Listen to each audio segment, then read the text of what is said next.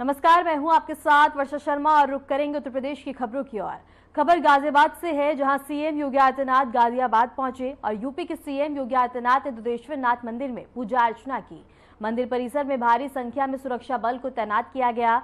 सुरक्षा के कड़े इंतजाम किए गए। दुधेश्वर नाथ मंदिर में पूजा करने के बाद सीएम योगी मेरठ के लिए रवाना हो गए हैं। गाजियाबाद से एक खबर है, जहां सीएम योगी आदित्यनाथ गाजियाबाद पहुंचे। दुधेश्वर नाथ मंदिर में उन्होंने पूजा अर्चना की। मंदिर में सुरक्षा के कड़े इंतजाम किए गए और इसके साथ ही बता दें कि सीएम योगी आदित्यनाथ मेरठ के लिए रवाना हो गए हैं।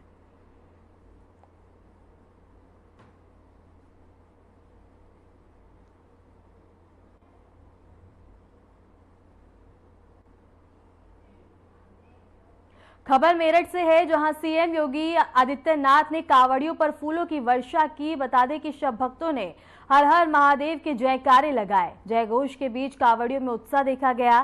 सीएम योगी ने तैयारियों को लेकर जायजा लिया और इस बीच सुरक्षा, सुविधा और भक्ति का अद्भुत संगम दिखा। प्रशासन ने कांवड़ियों के लिए सुरक्षा के पुख्ता इंतजाम किए और साफ सफाई के लिए बड़ी संख्या में सफाई कर्मी भी लगे हैं। वहीं कानून को कांवड़िए अपने हाथ में ना लें और इसके लिए तमाम जरूरी दिशा निर्देश भी दिए गए। सीएम योगी आदित्यनाथ बता दें कि मेरठ पहुंचे, जहां उन्होंने कांवड़ियों पर पुष्प वर्षा कर उनका भव्य स्वागत किया और इसके साथ ही कांवड़ियों के बीच काफी ज्यादा उत्साह भी देखने को मिला। इसके साथ ही सुरक्षा के कड़े इंतजाम किए गए और इसके साथ ही बता दें कि चेकिंग भी की गई और कांवड़ियों को किसी भी तरह की परेशानी ना हो, ऐसे भी अधिकारियों को तमाम दिशा निर्देश दिए।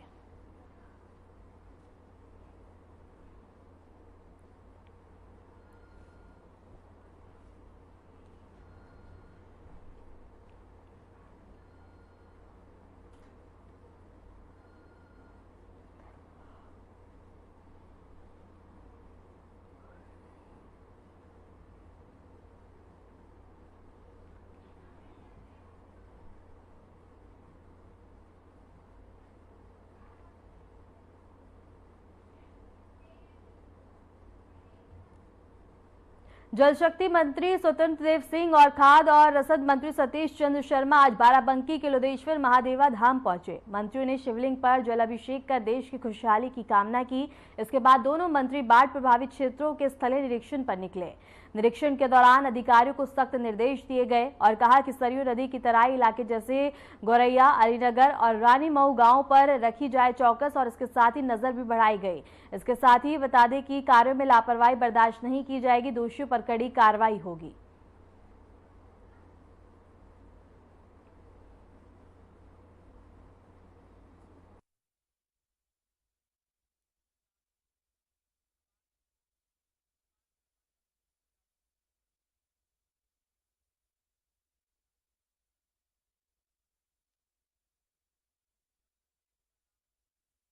एक अहम राजनीतिक और खेल से जुड़ी खबर सामने आई है, जहां बता दें कि बरेली से ये खबर है और भारत पाकिस्तान क्रिकेट मैच में फिलहाल रोक लगा दी गई है। यह फैसला ऑल इंडिया मुस्लिम जमात के राष्ट्रीय अध्यक्ष मौलाना शहाबुद्दीन रजवी की ओर से उठाई गई मांग के बाद सामने आया।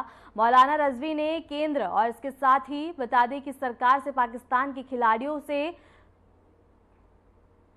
मैच खेलने से रोकने की अपील की थी। इस पर सरकार ने संज्ञान लेते हुए मैच को रद्द किया है और अपने आधिकारिक बयान में मौलाना रजवी ने सरकार के इस कदम को ऐतिहासिक करार दिया और कहा कि करोड़ों हिंदुस्तानियों की भावनाओं का सम्मान हुआ है। उनका कहना है कि ऐसे वक्त में पाकिस्तान के खिलाड़ियों का भारत आना उचित नहीं था और अब सरकार ने ठोस निर्णय लेकर अपना रुख स्पष्ट कर दिया है। भारत और पाकिस्तान के खिलाड़ियों का मैच होने वाला था और ये दोनों देशों के खिलाड़ी मिलकर के ये खेल खेलते, मगर इस पर हमने जो खदशात जाहिर किए थे, गुजारिशें की थी हुकूमत से कि करोड़ों लोगों के दिलों को तकलीफ पहुंचती और ऐसे देश के लोगों को बुला करके जिन्होंने आतंकवादी घटना अंजाम दी थी, इनको सरकार न बुलाए और फैसला अपना वापस ले। इसी खबर पर रुक करेंगे हमारे संवाददाता प्रवीण कुमार का। प्रवीण, क्या कुछ जानकारी है?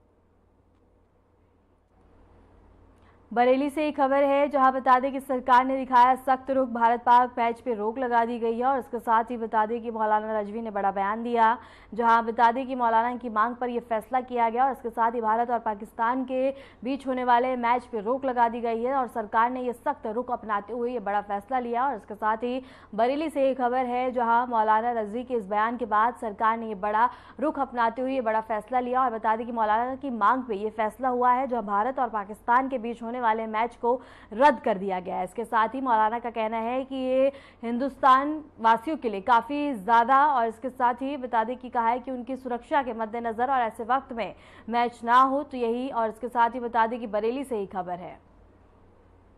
एक बार फिर से रुक करेंगे हमारे संवाददाता प्रवीण का। प्रवीण, क्या कुछ जानकारी है? रजवी के बयान के बाद ये बड़ा फैसला लिया गया है।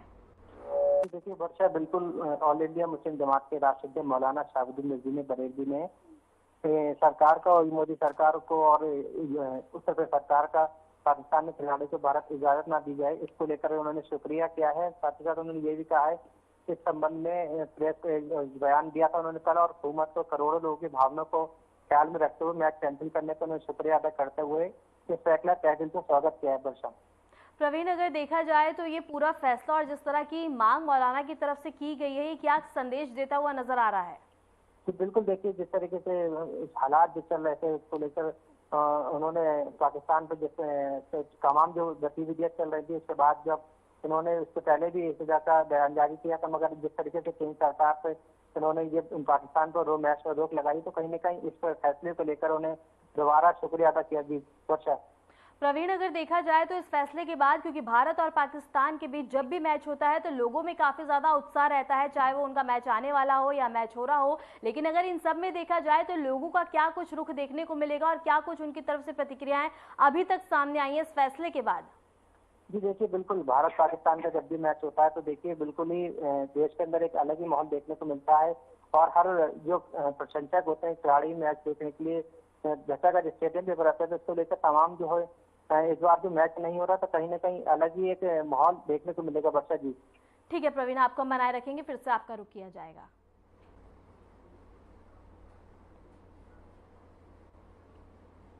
बरेली से चौंकाने वाली खबर सामने आ रही है, जहां कांवड़ ड्यूटी पर तैनात होमगार्ड को कार सवार युवकों ने 4 किलोमीटर तक घसीटा। वन वे चेकिंग के दौरान होमगार्ड अजीत कुमार को कार की बोनट पर लिटाकर बता दें कि मिशन कंपाउंड तक घसीटते रहे, और आरोपी मिशन कंपाउंड के पास चलती कार से कूदकर किसी तरह जान बचाई और पीछा कर रही ट्रैफिक पुलिस की गाड़ी में भी जोरदार टक्कर मार दी।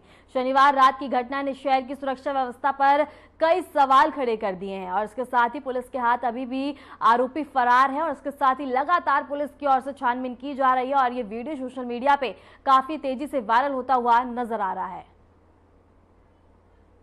इसी खबर पे एक बार फिर से रुक करेंगे हमारे संवाददाता प्रवीण का। प्रवीण, क्या कुछ जानकारी है पूरे मामले को लेके, जहां एक और उत्तर प्रदेश सरकार कानून व्यवस्था की बात करती है, वहीं दूसरी ओर इस तरह की हरकत करना, ये क्या कुछ संदेश और क्या कुछ कानून के खिलाफ करता हुआ नजर आएगा? जी वर्षा, बिल्कुल ठीक कहा आपने। देखिए कहीं ना कहीं योगी सरकार और जो तमाम जो पुलिसकर्मी बरेली का प्रशासन को जो जिस तरीके की ये आलम कल देखने को मिला है, कार के बोनेट पे होमगार्ड इस तरह के कावड़ ड्यूटी में लगे हुए थे। सवाजनगर थाना क्षेत्र में कोतवाली क्षेत्र लगता है, और सवाजनगर जो कचला घाट से जो रूट है बदायूं, उस पे जो ड्यूटी कर रहे थे, और कहीं ना कहीं जिस तरीके से कार सवार युवक को हाथ देकर रोकने का प्रयास किया गया है, उसके बाद जिस तरीके से उसने कार नहीं रोकी और तमाम जो है होमगार्ड को कार में बिठाकर कई 4 किलोमीटर तक घसीटता ले गया। अब तमाम उसके पीछे जो पुलिस अधिकारी थे, ट्रैफिक पुलिस के कर्मी थे, पीछा करते रहे, मगर उसने रोकने का प्रयास नहीं किया, गाड़ी को भी टक्कर मारी। उसके बाद उसको कुछ समय की दूरी के बाद उसको वहां पे ही फेंक दिया कार से। जी वर्षा।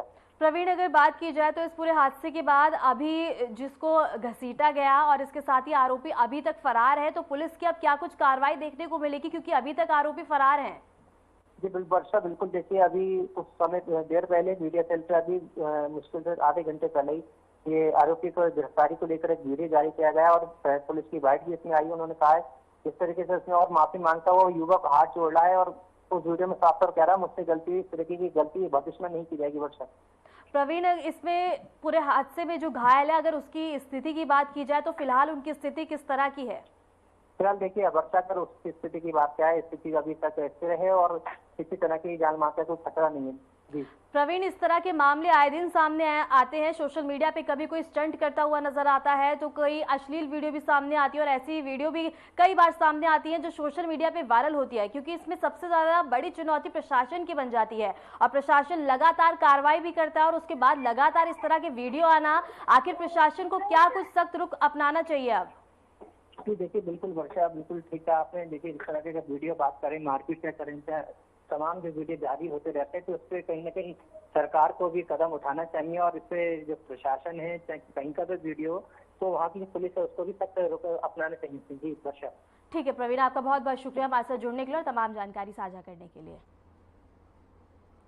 लखनऊ के चिन्हट क्षेत्र से यूपी बता दें कि छांगुर गैंग के सहयोगी राजेश कुमार उपाध्याय को गिरफ्तार किया गया है। आरोपी को कोर्ट में पेश कर जेल भेज दिया गया है। राजेश पर गैंग को आर्थिक सहायता पहुंचाने और सहयोग देने के आरोप में राजेश कुमार बलरामपुर कोर्ट में बाबू के पद पर कार्यरत था।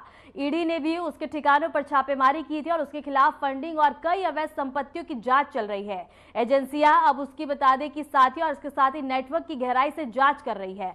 लखनऊ से खबर है जहां बता दें कि बड़ी कार्रवाई की गई है। छांगुर गैंग का सहयोगी गिरफ्तार हो गया है और लगातार कार्रवाई की जा रही है और इस पूरे मामले में खुलासे देखने को मिल रहे हैं। और इसके साथ ही बता दें कि ईडी भी लगातार कई ठिकानों पर छापेमारी कर चुकी है और अभी भी छापेमारी जारी है। और इसके साथ ही छांगुर बाबा के सहयोगियों पर लगातार शिकंजा कसता हुआ नजर आ रहा है। और इसी बीच लखनऊ से खबर है जहां छांगुर बाबा के एक और साथी को गिरफ्तार किया गया और उसके साथ ही पूरे मामले में ऐसे ही आगे भी खुलासे देखने को मिल रहे हैं। इसी खबर पर रुक करेंगे हमारे संवाददाता अमन प्रधान का। अमन, क्या कुछ जानकारी है? आए दिन नई नई गिरफ्तारियां हो रही हैं, ईडी की कार्रवाई देखने को मिल रही है। देखिए वर्षा, जिस तरीके से निश्चित तौर पर बात की जाए, यूपी एटीएस में राजेश उपाध्याय नामक जो व्यक्ति है जो कि मूल निवासी वाराणसी का रहने वाला है, और आज उसको लखनऊ से गिरफ्तार किया गया, लखनऊ के चिन्हट क्षेत्र से। जिस तरीके से बात की जाए, लगातार ईडी, सीबीआई, यूपी एटीएस लगातार जो छापेमारी और जो लिंक्स हैं, किस तरीके से छांगुर किन किन लोगों से मिलता था, किस तरीके से लोगों तक अपनी जो इस तरीके की देश विरोधी जो योजनाएं हैं वो किस तरीके से लोगों तक पहुंचाई जाती थी, किस तरीके के लोग थे, और उस तरीके से लोगों को जोड़ा जाता था। लेकिन कहीं ना कहीं राजेश उपाध्याय एक बहुत बड़ी उपलब्धि है यूपी एटीएस के लिए, जिसको आज क्षेत्र से कल माफ करिए उसको अरेस्ट किया गया है और कल ही उसको पेश किया गया था कोर्ट में और उसको जेल भेजा गया। हालांकि अगर जिस तरीके से बात की जाए तो जो उपाध्याय हैं उसको उसके खिलाफ राजद्रोह, धोखाधड़ी और कई वर्गों के बीच आने जैसे धर्म परिवर्तन जैसे कानून के खिलाफ कार्रवाई की गई है और मुकदमा भी पंजीकृत किया गया। लेकिन वहीं अगर जिस तरीके से बात की जाए, राजेश उपाध्याय एक बहुत बड़ा फैक्टर कहीं ना कहीं इस पूरे मामले पर देखा जा सकता है, क्योंकि 18 करोड़ की एक संपत्ति है जो कि पुणे में है, वो उसकी पत्नी के नाम रजिस्टर्ड है।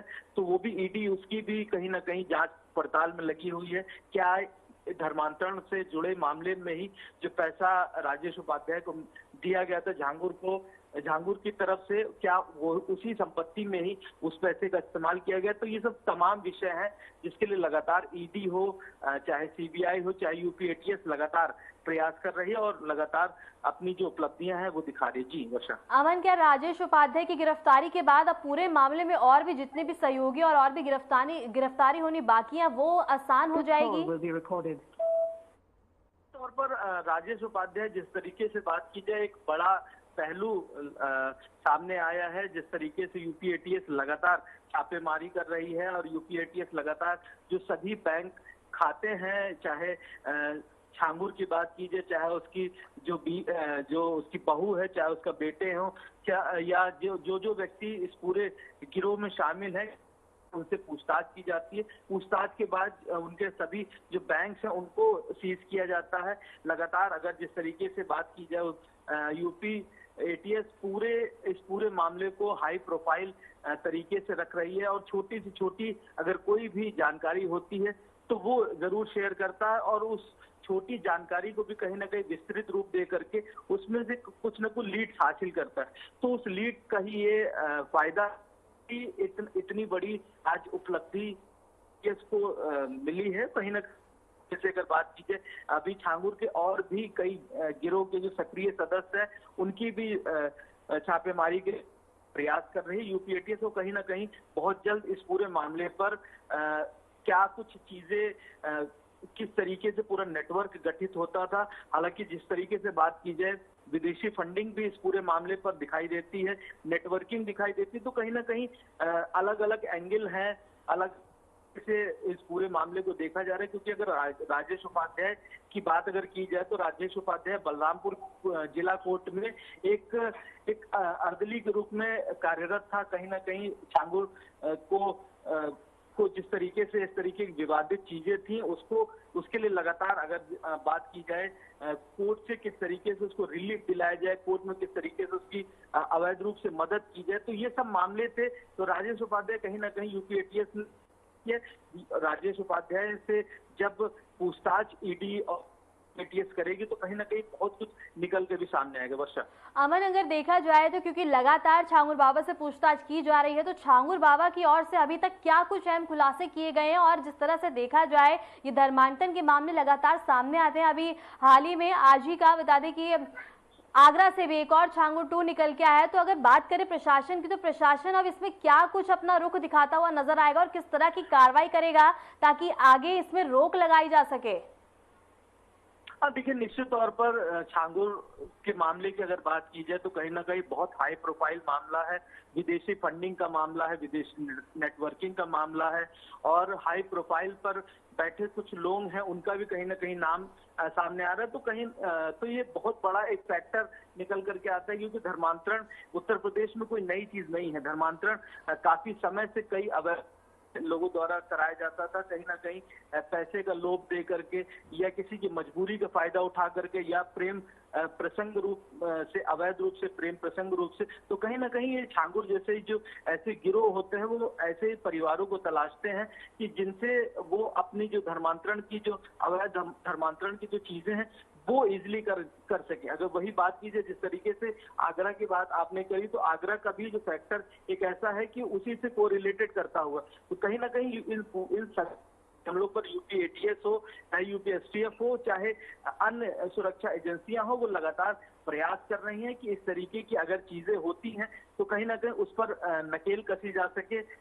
फोन टैपिंग लगातार की जा रही है और पूछताछ लगातार की जा रही है। उन यूपी एसटीएफ, यूपी एटीएस लगातार पूछताछ के बाद ही राजेश उपाध्याय का नाम भी खुला है। कहीं ना कहीं ठीक है बात अगर की जाए। ठीक है अमन, ठीक है, आपका बहुत बहुत शुक्रिया हमारे साथ जुड़ने के लिए, तमाम जानकारी साझा करने के लिए। फिलहाल रुकते एक छोटे से ब्रेक के लिए, बने रहे हमारे साथ।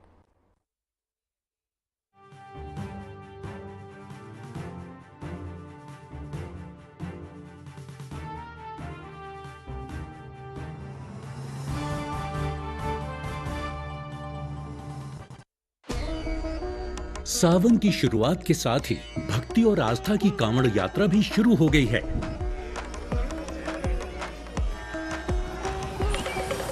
इस शुभ अवसर पर उत्तराखंड सरकार सभी श्रद्धालुओं का हार्दिक स्वागत करती है। आपकी यात्रा मंगलमय और सुरक्षित रहे, इसके लिए कुछ महत्वपूर्ण दिशा निर्देशों का पालन करें। पैदल कांवड़ यात्री केवल निर्धारित कांवड़ पटरी का ही प्रयोग करें। अपना पहचान पत्र हमें अपने पास रखें। वाहनों में बैठे कांवड़ यात्रियों की सूची और यात्रा विवरण स्पष्ट रूप से चिपकाएं। अपने वाहन केवल निर्धारित पार्किंग स्थलों पर ही खड़ा करें। वाहन चालक कृपया यात्रा के दौरान ट्रैफिक डायवर्जन के मार्गों की जानकारी अवश्य लें और केवल निर्धारित रूट का ही पालन करें। पैदल कांवड़ की ऊंचाई 7 फीट और झांकी की ऊंचाई 12 फीट से अधिक ना हो। स्नान केवल निर्धारित घाटों पर ही करें और विश्राम केवल शिविरों या रैन बसेरों में ही करें, सड़कों पर नहीं। यात्रा के दौरान लाठी, डंडे, तलवार, भाले या किसी भी नुकीले हथियार को अपने साथ लेकर न आए और नशीले पदार्थों का सेवन न करें। प्लास्टिक के प्रयोग से बचें और धार्मिक स्थलों की मर्यादा बनाए रखें। अजनबियों से कोई भी खाद्य सामग्री न लें। जेब कतरों से सावधान रहें। संदिग्ध वस्तुओं को न छुएं और तुरंत पुलिस को सूचना दें। यात्रियों की सुविधा के लिए हेल्पलाइन 95206 2593 उपलब्ध है। पुलिस एवं प्रशासन के दिशा निर्देशों का पालन करें। आपका सहयोग ही आपकी सुरक्षा है। उत्तराखंड सरकार की ओर से आप सभी श्रद्धालुओं को कांवड़ मेला 2025 की हार्दिक शुभकामनाएं।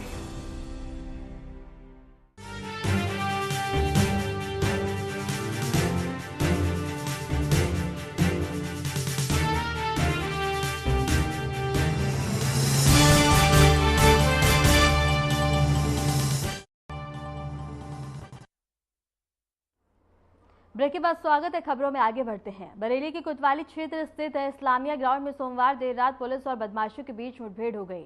मुखबिर की सूचना पर पहुंची पुलिस को टीम देखते ही बता दें कि बदमाशों ने फायरिंग शुरू कर दी। जवाबी कार्रवाई में एक बदमाश साविज को गोली लगी है, जिसे जिला अस्पताल में भर्ती करवाया गया। उसकी हालत स्थिर बताई जा रही है। पुलिस ने मौके से बता दें कि उसके 2 साथियों को भी गिरफ्तार कर लिया है। तीनों बदमाशों के खिलाफ पहले से ही कई आपराधिक मुकदमे दर्ज हैं। पुलिस ने आरोपी के पास से एक बता दें कि तमंचा, जिंदा कारतूस और 2 अवैध चाकू और 27 ग्राम पीली धातु और 3400 नगद बरामद किए हैं। पूछताछ में आरोपियों ने बरामदी और कोतवाली थाना क्षेत्र में हाल ही में हुई ठगी और ठप्पेबाजी की घटनाओं को कबूल किया है। पुलिस ने आरोपी के खिलाफ संबंधित धाराओं में मामला दर्ज कर आगे की कार्रवाई शुरू कर दी है।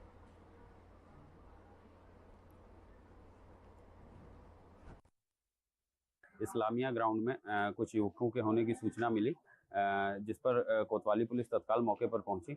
उन्हें ललकारने पर उन्होंने पुलिस पार्टी पर फायरिंग कर दी। आत्मरक्षार्थ की गई फायरिंग में एक व्यक्ति को गोली लगी है तथा उसके अन्य 2 साथियों को भी मौके से गिरफ्तार कर लिया गया है। जिस व्यक्ति को गोली लगी है उसका नाम सावेज है, जो कि बांस मंडी कोतवाली का रहने वाला है। अब तक की जानकारी में इस पर आधा दर्जन से ज़्यादा मुकदमे पाए गए हैं और इसके अन्य 2 साथी हैं मोबीन और कलीम। इनमें मोबीन जो है वह भी कोतवाली क्षेत्र का है और कलीम थाना किला क्षेत्र का है। इन पर भी लगभग 3-3 मुकदमे पाए गए हैं। इनके पास से हमें बरामदगी में 315 बोर का नाजायज तमंचा, मैं खोखा कारतूस, जिंदा कारतूस, 2 अदद अवैध चाकू और 5 नग पीली धातु, जिसका कुल वजन लगभग 27 ग्राम है, बरामद हुई है तथा लगभग 3400 रुपये नगद भी बरामद हुए हैं।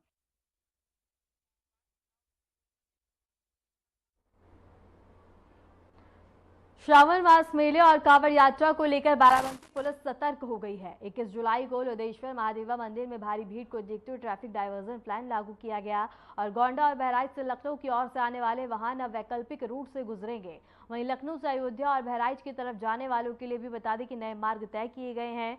शहर में भारी वाहनों का प्रवेश प्रतिबंधित रहेगा और इसके साथ ही CISF गोदाम और रामनगर की ओर जाने वाले ट्रक भी बाहरी रूट से भेजे जाएंगे। बाहरी जिलों से आने वाले ट्रैफिक को भी डाइवर्ट किया जाएगा। हालांकि एम्बुलेंस और फायर ब्रिगेड जैसी इमरजेंसी सेवाओं को छूट दी गई है। पुलिस ने लोगों से संयम और सहयोग की अपील करते हुए कहा है कि अफवाहों से बचें और किसी भी जरूरत पड़ने पर 112 या नजदीकी थाने से संपर्क करें।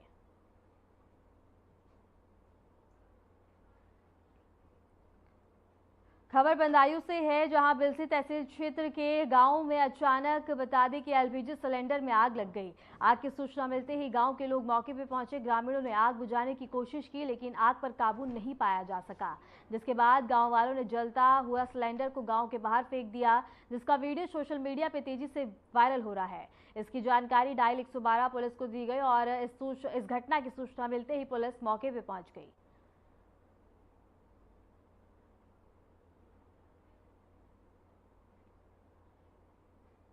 फिलहाल के लिए उत्तर प्रदेश की खबरों में इतना ही और ऐसे ही देश और दुनिया की तमाम खबरों को जानने के लिए बने रहें हमारे साथ।